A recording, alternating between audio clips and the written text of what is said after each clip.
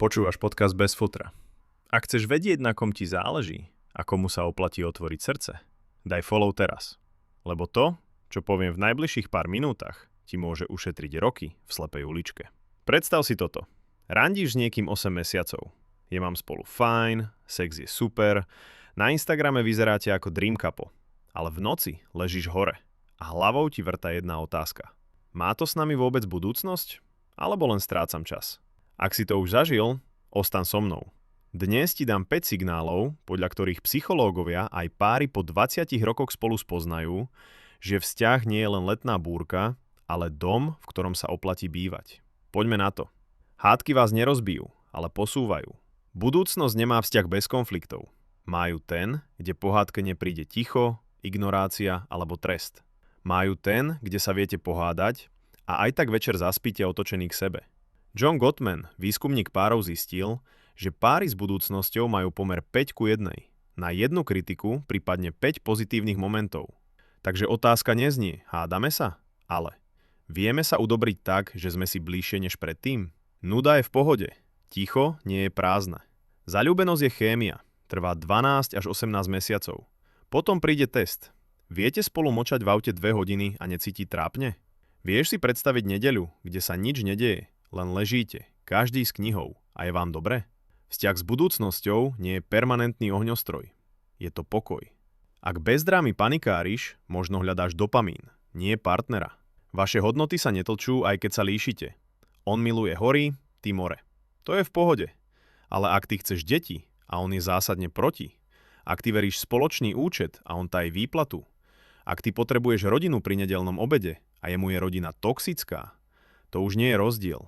To je rozkol. Budúcnosť stojí na 3 pilieroch. Peniaze, deti, vernosť. Ak sa v týchto 3 nezhodnete ani na kompromise, nestaviate dom, ale kartový zámok.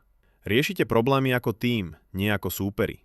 Príde kríza, výpoveď, choroba, hypotéka. Partner s budúcnosťou nepovie, to je tvoj problém. Povie, ako to dáme spolu. Všímaš si slovo my versus ja?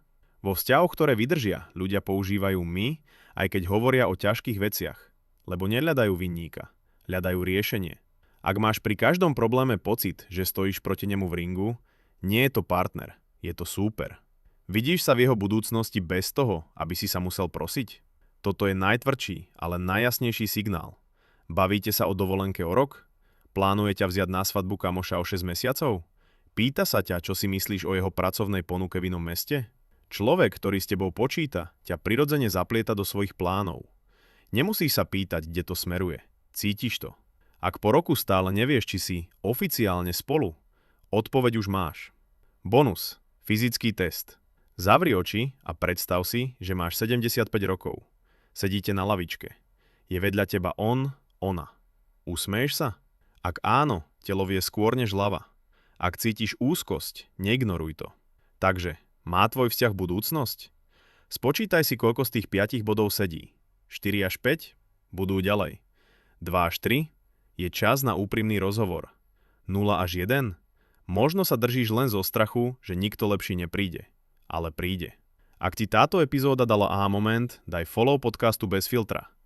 Každý týždeň rozoberáme jednu tému, ktorá ti pomôže vybrať si lepšie. Nielen partnera, ale aj seba. A teraz otázka pre teba. Ktorý z 5 signálov je pre teba ten najdôležitejší? Napíš mi do komentára. Som zvedavý. Držím ti palce, aby si nestával vzdušné zámky, ale domov. Vidíme sa o týždeň.